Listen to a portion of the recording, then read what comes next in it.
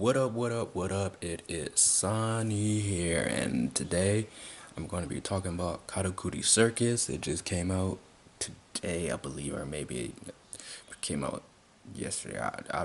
Whatever the time is for Japan, but yeah, it came out today for us, and I have to say it took a weird twist for me for this one. So I was kind of confused because the last episode is when Narumi saved Masaru and the girl Shirogane, which I found out her name is Eleanor from Gi. Well, they said her name before, but I really couldn't remember. But now I know it's Eleanor. So I might be saying her name as that because it's better to say her name as opposed to Shirogane because apparently there's multiple goddamn Shiroganes. So after he saved those two, how the episode started was like he saved them and then both of them went to go try to find him because they seemed like his shadow, but obviously they couldn't find him. And then it pretty much was Eleanor saving Guy because they found him like on the outskirts on the beach with his damaged puppet and whatnot. And then I'm like, okay, so he didn't die. I thought he died because of that big explosion. But then Masaru was all like, who is Guy to you? I guess he was feeling like some, I don't know why he was feeling some type of way about that because I mean it's just kind of confusing for me on that whole aspect because granted he did just pop up out of nowhere and then she started taking care of him. So I guess he was just assumed like that was like her love interest, but I really don't understand. I guess because he thought Narumi would be like the love interest or whatever, but I don't know. But she pretty much assured him that that's her teacher and all of this, and showed her the way and how she became a puppeteer and whatnot.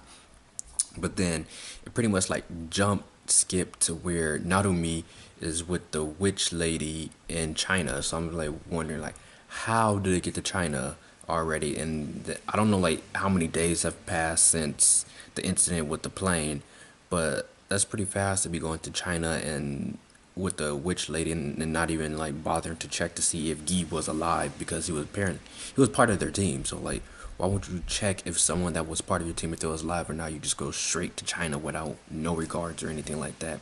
But then as they was opening up, they went to Am I tripping out here in doorbell?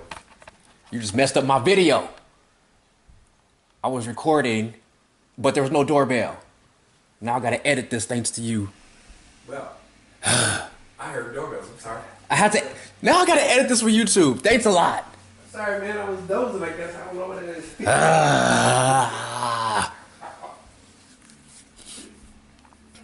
But anyways, so as I was saying, how Narumi was in China now, and he pretty much he was getting memories from his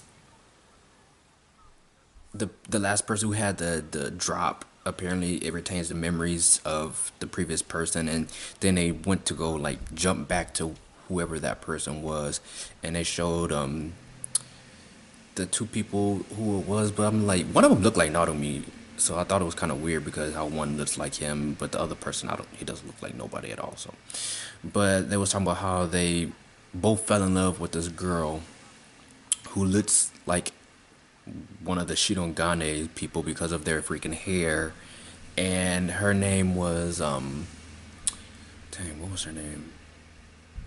I can't remember her name, but they both fell in love with her, but she fell in love with the one that looks like Narumi, and then the younger brother was mad because they fell in love with each other. So it seems like that's how the plot is like unfolding, is pretty much like a love triangle, and the reason why there's bad puppeteers and there's good puppeteers is because a brother got the love interest as opposed to the other one.